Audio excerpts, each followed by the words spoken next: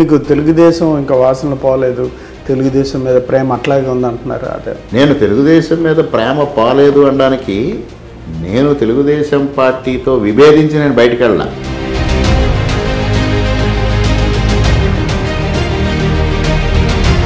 మీరు గెలిచారు, పెద్ద ఎత్తున ప్రజల మద్దతు కూడా లభించింది. బీజేపీని ఎంతవరకు మీరు వంట పట్టించుకున్నారు? ఎప్పుడైనా ప్రజలు కానీ పార్టీలు కానీ ఒక బాధ్యత అప్పగిచ్చిన తర్వాత ఇష్టం ఉన్నా ఇష్టం లేకపోయినా మాజీ ఎమ్మెల్యే ఆయన ఏమన్నా కక్ష సాధింపు చర్యల్లో భాగంగానే వేరే రకంగా ఆయన చేసిన తప్పుల్ని నిరూపిస్తా ఏమైనా జైలుకి పంపించే అవకాశం ఉందా? జగన్మోహన్ రెడ్డి కానీ ఇక్కడ సూర్యనారాయణ రెడ్డి గారు కానీ కక్ష సాధింపులు చేయడం వల్లనే పార్టీ నుంచి టికెట్ రాకుండా చాలా కుయోక్తులు పడ్డారు, కుట్ర చేశారు, కొన్ని క్షుద్ర పూజలు కూడా చేశారని కూడా అప్పుడు గతంలో చెప్పారు. అంటే ఇవన్నీ మీరు మనసులోంచి పక్కన పెట్టేశారా? వాళ్ళకి ఒక ఆశయం ఏంటంటే నేను పోటీలో ఉండకూడదు. వాళ్ళ ఆశ ఏంటంటే ఆయనకి మరలా ఎమ్మెల్యేగా గెలవాలి.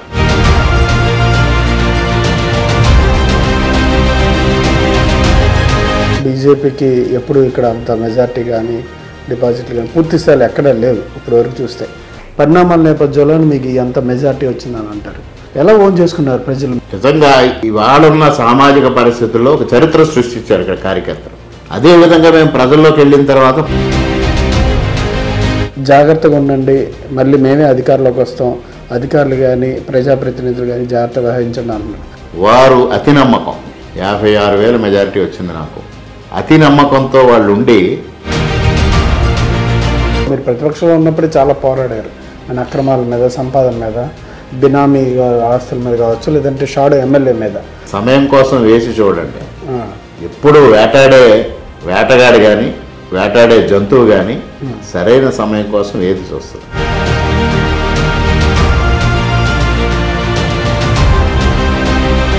అధికారులకు సంబంధించి అన్ని డిపార్ట్మెంట్స్లో పూర్తి స్థాయిలో మీకు ఇంకా మీ కూటమి ప్రభుత్వానికి పట్టు రాలేదు. గత ప్రభుత్వంలో ఆ ప్రభుత్వానికి అత్యంత విశ్వాసంగా పనిచేసిన అధికారులు ఈ ప్రభుత్వం వస్తే ఈ ప్రభుత్వానికి పనిచేస్తారు. పని చేయించుకోవటం ఒకటే మనకు తెలియాలి. జగన్మోహన్ రెడ్డి గారు అసెంబ్లీకి రావడానికి ఏంటి, ఆయనకి భయపడుతున్నారా, లేదంటే ప్రతిపక్ష హోదాకు సంబంధించి? ప్రతిపక్ష హోదా ఇవ్వడానికి ఒక విధి విధానాలు ఉన్నాయి. రాజ్యాంగం స్పష్టంగా కొన్ని విధి విధానాలను చెప్పింది. అసెంబ్లీలో మొత్తం సభ్యుల సంఖ్య ఎంత ఉందో అందులో 10% ఉన్న వాళ్ళకి మాత్రమే. మీరు ఎక్కువగా కెనాల్ రోడ్డు కోసం ఎక్కువగా ఫైట్ చేశారు. అట్లాగే రైతులకు సంబంధించి, కాలువలకు సంబంధించి, పూడికతీతలకు సంబంధించి కావచ్చు, ధాన్యం కొనుగోలు విషయంలో కావచ్చు. రాష్ట్ర ప్రభుత్వ నిధులతో పూర్తి చేయడం సాధ్యం కాదు. ఇవాళ 500-600 కోట్లు కావాలి. అందువల్ల తప్పనిసరిగా కేంద్ర ప్రభుత్వ సహకారం అవసరం. ఇవాళ నేను భారతీయ జనతా పార్టీ అభ్యర్థిగా విజయం సాధిస్తే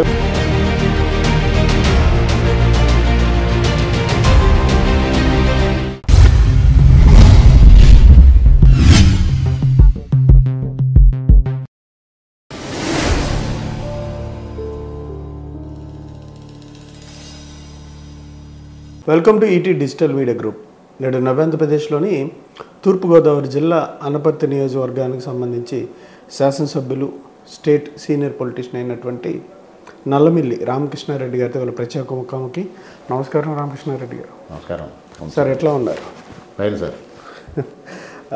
ఎన్డీఏ కూటమి అని చెప్తున్నారు మీరు ఎక్కడ ఉన్నా సరే.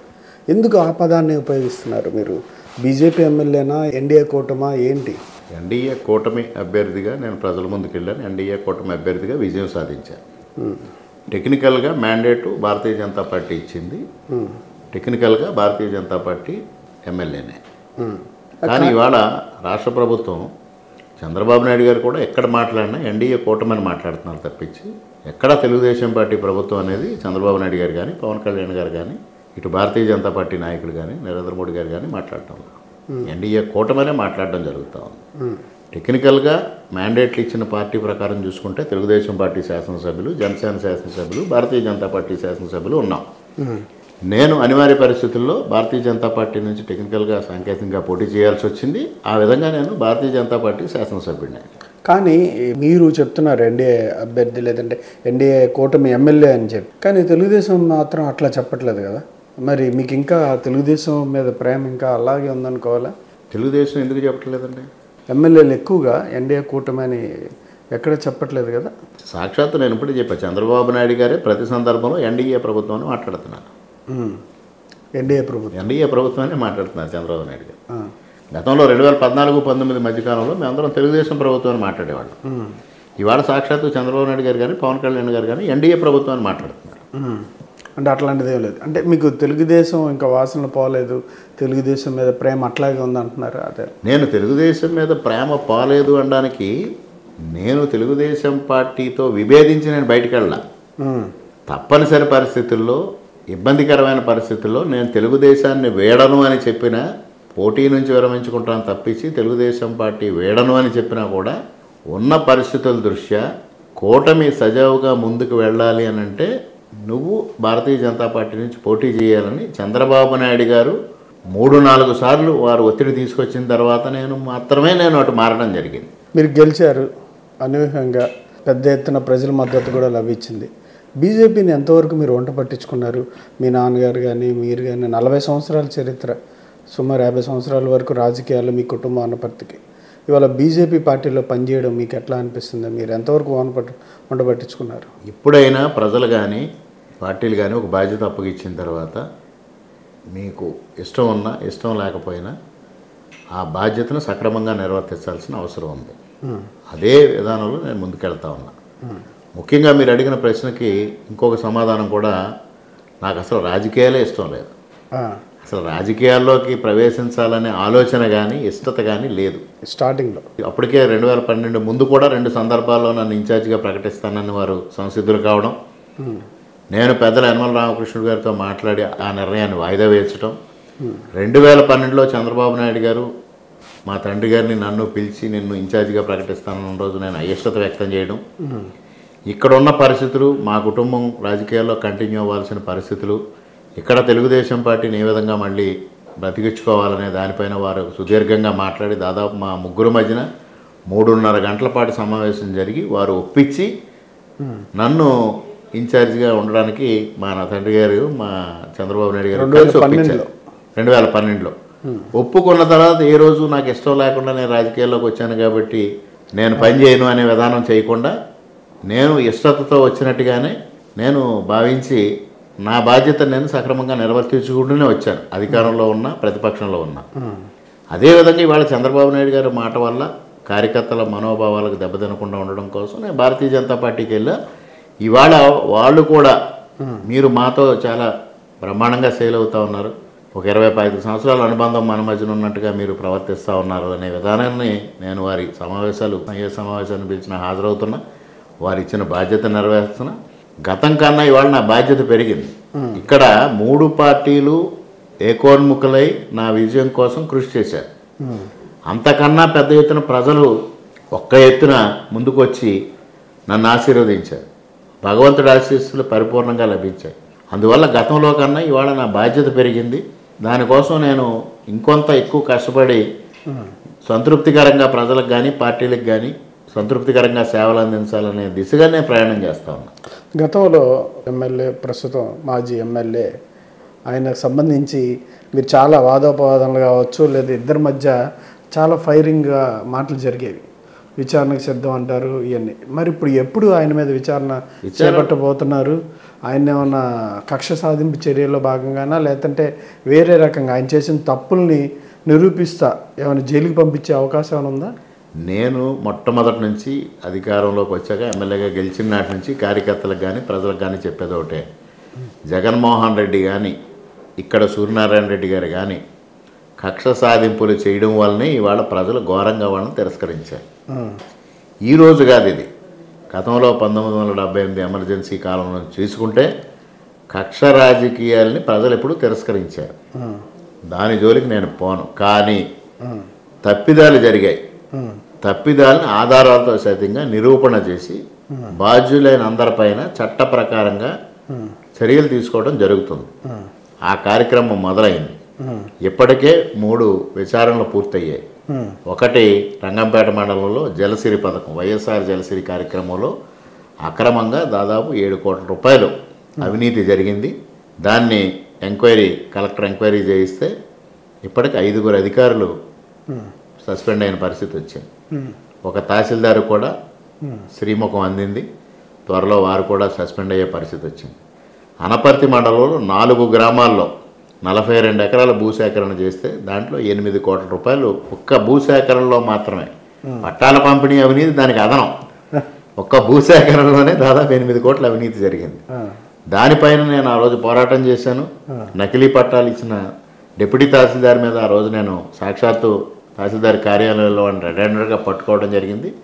దానిపైన ఈవేళ ఎంక్వైరీ జరిగి ఆ డిప్యూటీ తహసీల్దార్ సస్పెండ్ అయ్యాడు. అదేవిధంగా అనేక ఇక్కడ బలభద్రపురంలో రుడా నిధులతో 1,50,00,000తో ఒక చెరువుని ఆధునీకరణ సుందరీకరణ పేరుతో ఒక భాగవతం బయటపెట్టా. దానిపైన విచారణకి ఇప్పుడు రుడా వైస్ చైర్మన్ ఎవరైతే ఉన్నారో రాజమహేంద్రవరం మున్సిపల్ కమిషనరు వారు విచారణకు ఆదేశించారు. ఈ విధంగా ఒక్కొక్కటిగా ఆధారాల ద్వారా బాధ్యులపైన చర్యలు తీసుకోవడం జరుగుతుంది. దాంట్లో ఎవరికి ఏ విధమైన శిక్ష ఏ విధమైన చట్ట ప్రకారంగా తీసుకుంటాం అనేది న్యాయస్థానాలు నిర్ణయిస్తాయి, చట్టాలు నిర్ణయిస్తాయి తప్పించి నేను నిర్ణయించేది లేదు. కానీ మీకు టికెట్ రాకుండా కూడా, లేదంటే మీకు కూటమి నుంచి కావచ్చు, లేదంటే పార్టీ నుంచి టికెట్ రాకుండా చాలా కుయోక్తులు పడ్డారు, కుట్ర చేశారు, కొన్ని క్షుద్ర పూజలు కూడా చేశారని కూడా అప్పుడు గతంలో చెప్పారు. అంటే ఇవన్నీ మీరు మనసులోంచి పక్కన పెట్టేశారా? నాకు టికెట్ రాకుండా చెయ్యాలని ప్రయత్నం చేశారు, క్షుద్ర పూజలు చేశారు. కానీ జరిగింది ఏంటి? వాళ్ళకి ఒక ఆశయం ఏంటంటే నేను పోటీలో ఉండకూడదు. వాళ్ళ ఆశ ఏంటంటే ఆయన మరలా ఎమ్మెల్యేగా గెలవాలి. ఇక్కడ వారి ఆశయం నన్ను టికెట్ రాకుండా చెయ్యాలి అని అనుకుంటే టికెట్ రాకుండా చెయ్యాలనడానికి దీన్ని భారతీయ జనతా పార్టీ కేటాయింపు చేశారు. అక్కడి వరకు వారి ఆశయం నెరవేరింది.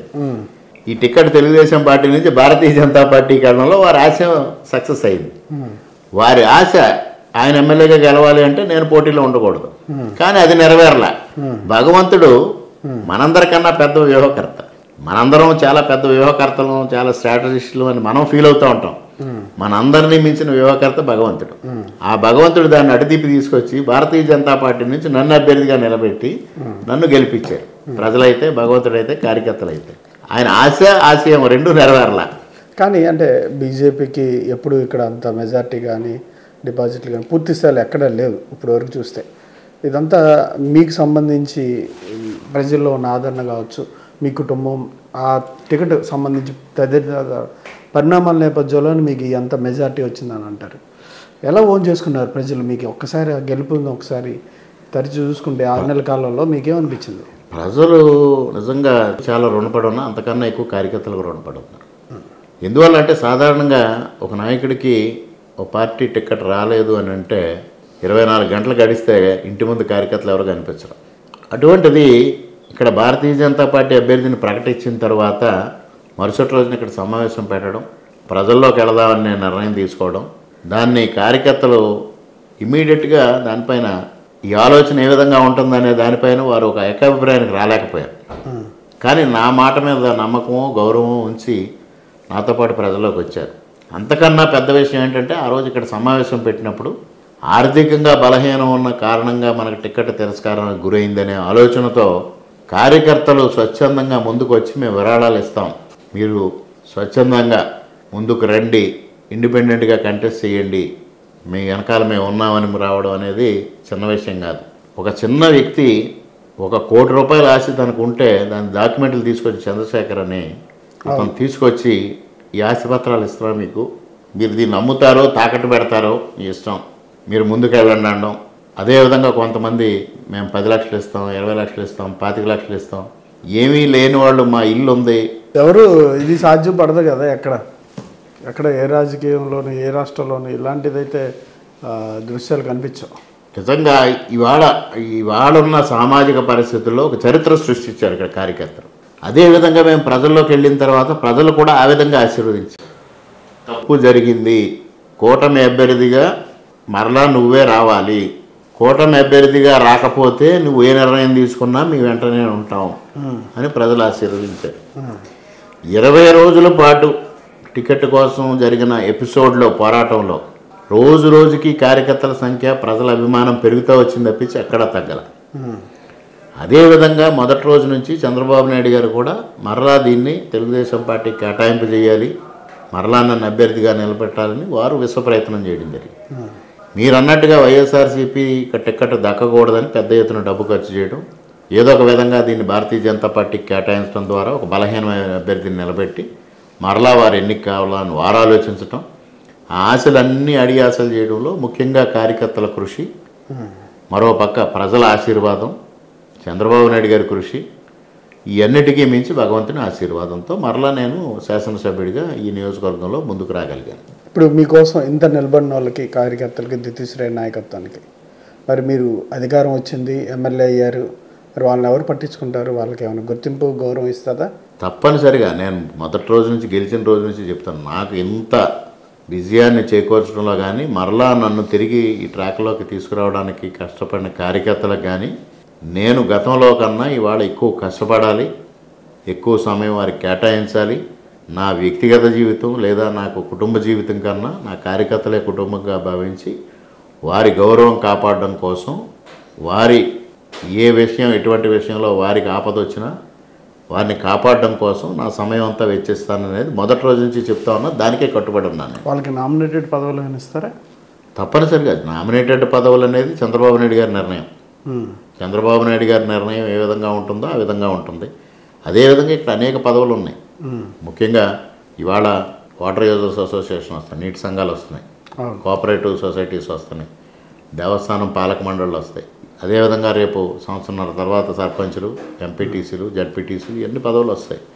అన్నిట్లో నిజమైన కార్యకర్తలు, అర్హులైన కార్యకర్తలు అందరినీ గుర్తించి ఉన్న కార్యకర్తలను అందరినీ అకామిడేట్ చేయడం ఏ విధంగానూ సాధ్యం కాదు.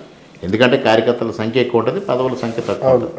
తప్పనిసరిగా ఏకాభిప్రాయం సాధించి అందరినీ గౌరవించే దిశగా ఆ భరోసా మీరు ఇస్తారు. నామినేటెడ్ పదవి ఇవ్వడమే వాళ్ళని గౌరవించడం కాదు, వారికి ఏ సమస్య వచ్చినా ఆ సమస్య నాదిగా భావించి నేను ముందుకెళ్తాను. మీరు భరోసా ఇస్తారన్నమాట ఆ విషయంలో. కాసేపు మాజీ ఎమ్మెల్యే దగ్గరికి వద్దాం. ఆయనకి సంబంధించి జాగ్రత్తగా ఉండండి, మళ్ళీ మేమే అధికారంలోకి వస్తాం, అధికారులు కానీ ప్రజాప్రతినిధులు కానీ జాగ్రత్త వహించండి అంటున్నాడు. అంటే లిటిల్గా ఆయన వార్నింగ్, స్వీట్ వార్నింగ్లా ఇస్తున్నారు. దాన్ని ఎట్లా చూస్తారు? దాన్ని ఇవాళ జారిపోతున్న కార్యకర్తలను కాపాడుకోవడం కోసం అక్కడ జగన్మోహన్ రెడ్డి అదే స్ట్రాటజీ, ఇక్కడ సూర్యనారాయణ రెడ్డి గారిది అదే స్ట్రాటజీ. ఎందువలన అంటే మీకు ఒక్కటే విషయం ఆలోచన చేయండి. వారు అతి నమ్మకం, 56,000 మెజారిటీ వచ్చింది నాకు, పోతే 10,000 పోతుంది, 20,000 పోతుంది, 30,000 పోతుంది, చివరికి వచ్చేటప్పటికి 40,000 పోతుంది. అయినప్పటికీ 10,000 మెజారిటీతో గెలుస్తామనే ఒక అతి నమ్మకంతో వాళ్ళు ఉండి, అతి విశ్వాసం అనండి, అతి నమ్మకం అనండి ఉండి, వాళ్ళు జారిపోతుంది అని కార్యకర్తలు అందరికీ తెలిసినా వారు అదే భ్రమలో ఉన్నారు. అక్కడ జగన్మోహన్ రెడ్డి గారు అదే భ్రమలో ఉన్నారు, ఇక్కడ సూర్యనారాయణ రెడ్డి గారు అదే భ్రమలో ఉన్నారు. ఈరోజు ఆయనకి 56,000 గత ఎన్నికల్లో మెజారిటీ వస్తే అది పోయి 20,000 నాకు మెజారిటీ వచ్చింది. అంటే ఎంతమంది గతంలో వైఎస్ఆర్సీపీకి ఓట్లేసిన ప్రజలు తిరిగి ఇటు ఓటేశారనేది ఒక్కసారి ఆలోచన చేసుకోవాలి. నేను మొదటి రోజు నుంచి మా కార్యకర్తలందరికీ కూడా అదే చెప్తా ఉన్నా. ఇవాళ అటు వైఎస్ఆర్సీపీలో బాగా బలంగా పనిచేసిన వ్యక్తులు, ఆయన పట్ల అత్యంత విశ్వాసం చూపించిన వ్యక్తులకి కూడా గత 5 సంవత్సరాలుగా భరోసా దొరకలేదు. అటువంటి పరిస్థితుల్లో వాళ్ళందరూ ఆయన వ్యతిరేకించడం మొదలైంది. ముఖ్యంగా ఇవాళ ఈ గత 6 మాసాలుగా ఇక్కడ జరుగుతున్న అభివృద్ధి కార్యక్రమాల పట్ల సాక్షాత్తు వైఎస్ఆర్సీపీ కార్యకర్తలే ఆసక్తి కనబరుస్తూ ఉన్నారు. మరోపక్క వైఎస్ఆర్సీపీ ప్రజాప్రతినిధులకు లభిస్తున్న ఆదరణ, అంటే నేను ఎమ్మెల్యేగా ఉండి నేను ఒక కార్యక్రమానికి వెళ్ళినప్పుడు అక్కడ ప్రోటోకాల్ ప్రకారంగా అక్కడ గ్రామ సర్పంచులకు కానీ ఎంపికైన ప్రజాప్రతినిధులకి నేను ఇచ్చే విలువ, గత 5 సంవత్సరాలుగా వారిచ్చిన విలువ వారు బేరీజ్ చేసుకుంటా ఉన్నారు. బేరీజ్ వేసుకుని వాళ్ళలో ఒక విధమైన అంతర్మదనం మొదలైంది. ఇవన్నిటి నుంచి తాను రక్షించుకోవాలి అని అనుకుంటే ఈ విధంగా మాట్లాడితే తప్పించి మరలా తన గూటిలో ఉన్న పక్షులన్నీ తన గూటిలో ఉండవు, పక్క గూటికి వెళ్ళిపోయే ప్రమాదం ఉందనే ఆలోచనతో ఈ విధమైన మాటలు మాట్లాడుతున్నారు తప్పించి అది వార్నింగ్ కాదండి. అది వార్నింగ్ కాదు. ఆయనకి అంత సమర్థత, అంత సత్తా లేదు అనేది ఎమ్మెల్యేగా ఉండగానే నిరూపణ అయ్యింది. ఆయన ఎమ్మెల్యేగా ఉండగానే ఏమీ చేయలేని వ్యక్తి ఈవేళ ప్రతిపక్షంలో ఉండి ఆయన సాధించగలిగింది ఏమిటి? ఆయన జైలుకి వెళ్తారా? నేను ఇందాకే చెప్పా, చట్టం నిర్ణయిస్తుంది, న్యాయం నిర్ణయిస్తుంది, మేము కాదు. అంటే గతంలో మీరు ప్రతిపక్షంలో ఉన్నప్పుడే చాలా పోరాడారు ఆయన అక్రమాల మీద, సంపాదన మీద, బినామీ ఆస్తుల మీద కావచ్చు, లేదంటే షాడో ఎమ్మెల్యే మీద. మరి వీటన్నిటికీ ఏదో రకంగా మీ ప్రభుత్వం దాన్ని చేయాలి కదా. సమయం కోసం వేసి చూడండి. ఆ, ఎప్పుడు ఆ, వేటగాడు కానీ వేటాడే జంతువు కానీ సరైన సమయం కోసం ఏది చూస్తుంది. ఆ, సరైన సమయం లేకుండా నన్ను అరెస్ట్ చేయించడం ఆయనకి ఏ విధంగా బూమరాంగ్ అయిందో మీకు తెలుసు.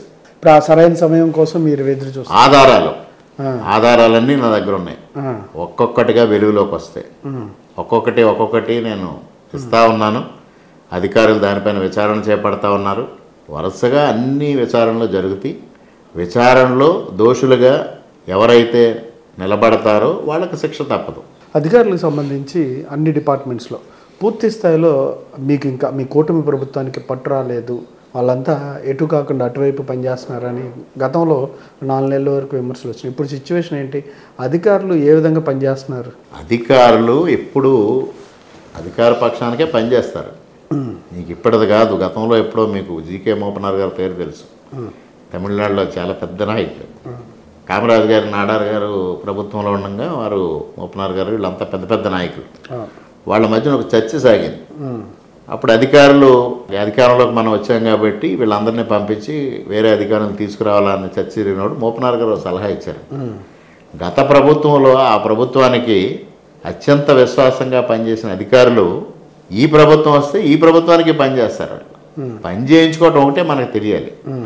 అందువల్ల వాళ్ళని మార్చాల్సిన పని లేదు. అక్కడ విశ్వాసంగా పనిచేసిన వ్యక్తులు ఇక్కడ కూడా ఇంతే విశ్వాసంగా పనిచేస్తారు. అందుచేత ట్రాన్స్ఫర్స్ అవసరం లేదని ఆనాడే మోపనార్ గారు చెప్పారు. అది ఇవాళకి వర్తిస్తుంది.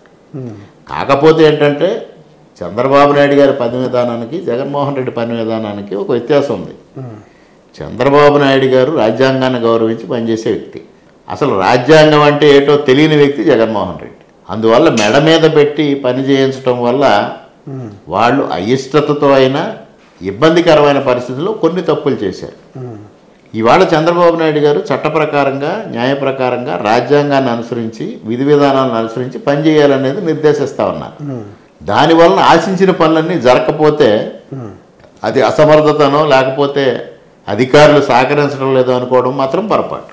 అంటే అధికారులు అయితే మీకైతే నమ్మకం ఉంది పూర్తి స్థాయిలో ఎలా చేయించుకోవాలో మీకు తెలుసు కాబట్టి తప్పనిసరిగా తెలుసు అంటారు. దా విషయంలో మాత్రం జగన్మోహన్ రెడ్డి గారు అసెంబ్లీకి రావడానికి ఏంటి ఆయనకి భయపడుతున్నారా, లేదంటే మీరు సమయం ఇవ్వలేదనా? ప్రతిపక్ష హోదాకు సంబంధించి ఆయన లేవనెత్తిన అంశాన్ని మీరు ఎట్లా చూస్తారు? ప్రతిపక్ష హోదా ఇవ్వడానికి ఒక విధి విధానాలు ఉన్నాయి. రాజ్యాంగం స్పష్టంగా కొన్ని విధి విధానాలను చెప్పింది. 10% సీట్స్ రావాలి. అసెంబ్లీలో మొత్తం సభ్యుల సంఖ్య ఎంత ఉందో అందులో 10% ఉన్న వాళ్ళకి మాత్రమే ప్రతిపక్ష హోదా దక్కుతుంది. ప్రజలు ఇవ్వలేదు ఆయనకి 10% సీట్లు ఆయనకి ఇవ్వలేదు.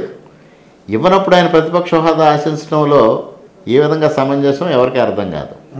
ఉదాహరణకి 23 సీట్లు తెలుగుదేశం పార్టీకి వచ్చినాయి 19లో. ఆ రోజు 4 శాసనసభ్యులను వారు చేర్చుకున్న తర్వాత అనేక సందర్భాల్లో నేను కళ్ళెర్ర చేస్తే చంద్రబాబు నాయుడికి ప్రతిపక్ష హోదా దక్కదు అని మాట్లాడాడు ఆయన. అంటే 4 పోతే 23 నుంచి 4 పోతే 19 అని, అంటే 18 కన్నా తగ్గితే చంద్రబాబు నాయుడు గారికి ప్రతిపక్ష హోదా ఉండదని ఆ రోజు జగన్మోహన్ రెడ్డి గారు మాట్లాడారు. అంటే ఆ రోజు చట్టం వేరు, ఆ రోజు రాజ్యాంగం వేరు, ఈ రోజు రాజ్యాంగం వేరా అని అడుగుతా ఉన్నా జగన్మోహన్ రెడ్డి గారు. ఆ రోజు మీరు చెప్పిందే కదా 18 కన్నా తగ్గితే చంద్రబాబు నాయుడు గారికి ప్రతిపక్ష హోదా పోతుందని మాట్లాడారు. మరి 1994లో కాంగ్రెస్ పార్టీకి ఉమ్మడి ఆంధ్రప్రదేశ్ రాష్ట్రంలో ఎందుకు ప్రతిపక్ష హోదా దక్కలేదు? ఆ రోజు పి జనార్దన్ రెడ్డి గారిని సిఎల్పి లీడర్ అన్నారు తప్పించి ప్రతిపక్ష నాయకుడు అనలేదు కదా. మరి ఆ రోజు దక్కంది ఈ రోజు మీకు ఎలా దక్కుతుంది? ఇవాళ మహారాష్ట్రలో జరగబోతున్నది ఏంటి? మహారాష్ట్రలో కూడా జరగబోతున్నది అదే. ఎవరికి ప్రతిపక్ష హోదా దక్కట్లేదు. అక్కడ రాజ్యాంగం స్పష్టంగా ఇచ్చిన విధి విధానాలను అనుసరించి వెళ్ళాలి. ముఖ్యంగా ప్రతిపక్ష హోదా కానీ అధికార పక్షంలో హోదా కానీ ఇవ్వాల్సింది ఎవరు? ప్రజలు మిమ్మల్ని ప్రతిపక్ష హోదాకు కూడా తిరస్కరించారు. మీరు లేనిది ప్రజలు తిరస్కరించిన దాన్ని కోర్టుల ద్వారా సాధించాలనుకోవడం ఎంతవరకు సమంజసం అని నేను జగన్మోహన్ రెడ్డి గారిని ప్రశ్నిస్తా ఉన్నా. ఇన్ని సీట్లు వస్తాయనుకున్నారా? 11కి పరిమితం చేస్తారని ఊహించారా మీరు? కంఫర్టబుల్గా వస్తాయి అనుకున్నాం, కానీ ఇంత పెద్ద మ్యాండేట్ అంటే 1994లో కూడా ఈ విధమైన మ్యాండేట్ ఇచ్చారు పబ్లిక్. కానీ ఓట్లు పర్సంటేజ్ చూసుకుంటే, స్ట్రైక్ రేట్ చూసుకుంటే ఇంత ఎప్పుడు ఏ ప్రభుత్వానికి ఇవ్వాల. దాదాపు 93% స్ట్రైక్ రేట్. అంత పెద్ద విజయం అనేది ఇవ్వాల. అప్పుడు కూడా 226 సీట్లు వచ్చాయి. ఆ రోజు అట్లానే వచ్చినా కూడా ఇంత ఓటింగ్ పర్సంటేజ్ రాలా. ఇది అనూహ్యమైన విజయం. మీకేమనిపించింది? అంటే బేసిక్గా ప్రజలు ఇంత విసిగి వేసారిపోయారా మీ కూటమి మీద? ఇంత అభిమానం మీ కూటమి మీద, భవిష్యత్తు మీద అంత ఆశ పెట్టుకున్నారా అనిపించింది? ఎట్లా అనిపించింది? జగన్మోహన్ రెడ్డి గారి మీద వ్యతిరేకత ఉందని నేను మొదటి నుంచి చెప్తా ఉన్నాను. అవును, చెప్తా ఉన్నాను. ఇక్కడ తప్పనిసరిగా గెలుస్తామని కూడా చెప్తా ఉన్నాను. కానీ పూర్వం ఉన్న పరిస్థితులు, ఇక్కడ ఉన్న సామాజిక పరిస్థితుల్లో నాయకులు ఎవరో నేను అంత ధీమాగా చెప్తున్నా నమ్మేవారు కాదు. ప్రజలు కూడా నమ్మేవారు. చివరి మా కార్యకర్తలు కూడా కొంతవరకు నమ్మేవారు కాదు. ముఖ్యంగా ఈ మండలం అనపర్తి మండలంలో ఒకే సామాజిక వర్గం పెద్ద ఎత్తున ఉండడం. ఇక్కడ గతంలో 56,000 మెజారిటీ నియోజకవర్గానికి వస్తే 29,000 మెజారిటీ ఈ మండలంలో వచ్చింది. అటువంటిది వాళ్ళ 360కి తగ్గిపోయింది. అంటే ఇక్కడ వర్గాలకు అతీతంగా, కులాలకు అతీతంగా, మతాలకు అతీతంగా, ప్రాంతాలకు అతీతంగా అందరూ కూటమి కోట్లేశారు. నేను ఎన్నికలు అయిన వెంటనే 20,000 మెజారిటీతో గెలుస్తున్నాను అని మాట్లాడితే దానికి సూర్యనారాయణ రెడ్డి గారు అనేక చోట్ల సభలు పెట్టి ఆయన కార్యకర్తలు ఉండరు, కౌంటింగ్ ఏజెంట్లు కూడా ఉండరు అని వాళ్ళు ఇది చెప్తా ఉన్నారు అని వారు మాట్లాడారు. నేను పోలింగ్కి కౌంటింగ్కి మధ్యలో చంద్రబాబు నాయుడు గారు అమెరికా పర్యటన ముగించుకొని వచ్చి తర్వాత నేను కలిసినప్పుడు వారు నీ అసెస్మెంట్ ఏంటని నన్ను అడగడం, 20,000తో గెలుస్తున్నాను సార్ నేను అని అంటే, అనపర్తిలో 20,000తో గెలుస్తామా అని ఎవరు అడగడం. ఆయన నా అంచనా నాకు ఉంది సార్ అంటే, నో నువ్వే కాదు ప్రభాకర్ కూడా ఎనాలిసిస్ ఇదే ఇచ్చాడు అని వారు అన్నారు. అవునా సార్ అంటే, అవును నేను ప్రభాకర్ని ఇదే ప్రశ్న ఇస్తాను, అనపర్తి కూడా 20,000తో గెలుస్తున్నావా అంటే గెలుస్తున్నావా అని చెప్పారు. అప్పటి వరకు నాకు ఈ ప్రభాకర్ గారు ఎనాలిసిస్ చేసి చంద్రబాబు నాయుడు గారికి ఇచ్చారన్న విషయం నాకు తెలియదు. నేను అప్పుడు ప్రభాకర్ గారికి ఫోన్ చేస్తే ఆయన ఎనాలిసిస్ పంపించారు. ఆయన కూడా కరెక్ట్గా 20,000 అండ్ ఆడితో కొద్ది మెజారిటీతో గెలుస్తామని ఇచ్చారు. ప్రజల్లో నాకు ఒక సంవత్సరం ముందు నుంచి చాలా స్పష్టంగా అంచనా వచ్చింది అనపర్తి నియోజకవర్గంలో. ఎందుకంటే ముఖ్యంగా అభివృద్ధి మృగ్యమైపోయింది ఇక్కడ. ఈ అనపర్తి నియోజకవర్గ ప్రజలు అభివృద్ధి కాముకులు. గతం నుంచి పనిచేసిన ఎమ్మెల్యేలు అందరూ అభివృద్ధి చేశారు ఇక్కడ, ఒక్క సూర్యనారాయణ రెడ్డి గారు తప్పించి. అందువల్ల తప్పనిసరిగా ఇక్కడ గెలుస్తాను అనేది నాకు మొదటి నుంచి విశ్వాసం ఉంది. ఆ కార్యకర్తలు కూడా గత 5 సంవత్సరాలుగా అదేవిధంగా పనిచేశారు. ప్రతి సమస్య పైన పోరాటం చేస్తే సహకరించారు, వాళ్ళు పోరాడారు, వాళ్ళు కేసులు పెట్టినా ప్రతిఘటించారు, తట్టుకున్నారు, నిలబడ్డారు, ధైర్యంగా ఉన్నారు. అన్ని విధాలుగా ఎన్ని ఇబ్బందులు పడినా మొక్కవని ధైర్యంతో ముందుకు వెళ్ళడంతోనే ప్రజలు కూడా విశ్వసించారు. కేసులో ఉపసంహరించే పరిస్థితి ఏమైనా ఉందా? తప్పనిసరిగా ఉపసంహరిస్తారు. అంటే దాంట్లో మెరిట్స్ డిమెరిట్స్ ఉంటాయి కదా. కొన్ని కేసెస్ విత్డ్రా చేయడం టెక్నికల్గా సాధ్యం కాదు, వాటిని ఏ విధంగా చేయాలనేది ఆలోచిస్తున్నారు. మిగిలినవి కొన్ని ఫాల్స్ కేసెస్ ఉన్నాయి, ఆ ఫాల్స్ కేసెస్ రిపోర్ట్స్ తీసుకుని వాటిని ఆటోమేటిక్గా డ్రాప్ చేస్తారు. మీరు ఎక్కువగా కెనాల్ రోడ్డు కోసం ఎక్కువగా ఫైట్ చేశారు. అట్లాగే రైతులకు సంబంధించి, కాలువలకు సంబంధించి, పూడికితీతలకు సంబంధించి కావచ్చు, ధాన్యం కొనుగోలు విషయంలో కావచ్చు, మీరు ఆల్రెడీ మీ విభాగంలో గతంలో అదే పనిచేశారు కాబట్టి ఈ 3 విషయాల మీద ఎక్కువ ఫైట్ చేశారు. దాని తర్వాత సంక్షేమ పథకాల గురించి చెప్పారు. మీరు మీ అధికారం వచ్చిన తర్వాత ఈ 6 నెలల కాలంలో వాటికి బీజాలు ఏమైనా పడ్డాయా? నేను కెనాల్ రోడ్డు గురించి ఫైట్ చేశాను. కెనాల్ రోడ్డుకి మొట్టమొదటిగా ప్యాచ్ వర్క్ కోసం నిధులు మంజూరు చేయించాను. 6.5 కోట్లు ఒకటి, 85 లక్షలు ఒకటి పనులు మొదలుపెట్టాం. రెండవది, నేను అనూహ్యంగా భారతీయ జనతా పార్టీ అభ్యర్థి అయిన తర్వాత మీడియా వాళ్ళు భారతీయ జనతా పార్టీ ఒక నేషనల్ పార్టీ అభ్యర్థి అయిన తర్వాత దాన్ని ఏ విధంగా మీరు ఉపయోగించుకోబోతున్నారంటే, నేను మొట్టమొదటిగా కెనాల్ రోడ్డుది ఉదాహరణ చెప్పాను. దాని ద్వారా కెనాల్ రోడ్డు రాష్ట్ర ప్రభుత్వం నిధులతో పూర్తి చేయడం సాధ్యం కాదు. ఇవాళ 500-600 కోట్లు కావాలి. అందువల్ల తప్పనిసరిగా కేంద్ర ప్రభుత్వ సహకారం అవసరం. ఇవాళ నేను భారతీయ జనతా పార్టీ అభ్యర్థిగా విజయం సాధిస్తే భారతీయ జనతా పార్టీ శాసనసభ్యుడిగా కేంద్ర ప్రభుత్వం నుంచి ఆ నిధులు సాధిస్తాను. దానికోసం నేను మొదటి నుంచి దీన్ని నేషనల్ హైవేగా కన్వర్ట్ చేయాలన్న ఒక ప్రతిపాదన కేంద్ర ప్రభుత్వం తీసుకెళ్ళాం. ఆల్రెడీ నా ప్రతిపాదన ముఖ్యమంత్రి గారు కూడా అంగీకరించి, ముఖ్యమంత్రి గారు కూడా నితిన్ గడ్కరీ గారు లేఖ రాశారు, అది ప్రతిపాదనలో ఉంది. ఈ లోపుగా ముఖ్యమంత్రి గారు కూడా కెనాల్ రోడ్డు విషయాన్ని నేను వారి దృష్టిలోకి తీసుకెళ్లడంతో వారు దీని ఆవశ్యకత గుర్తించి ఇవాళ మన అసెంబ్లీలో కూడా చెప్పారు, కొన్ని రోడ్లను ప్రైవేటీకరించదలుచుకున్నాం అని. దాన్ని మొట్టమొదటిగా 7 రోడ్లు అనుకున్నారు, దాన్ని మరలా ఇవాళ 16 రోడ్లు చేశారు. మొట్టమొదటిగా నిర్ణయం చేసిన 7 రోడ్లలో పీపీపీ మోడల్, పబ్లిక్ ప్రైవేట్ పార్ట్నర్షిప్లో 7 రోడ్లు అభివృద్ధి చెయ్యాలనే దానిలో దీన్ని చేర్చారు.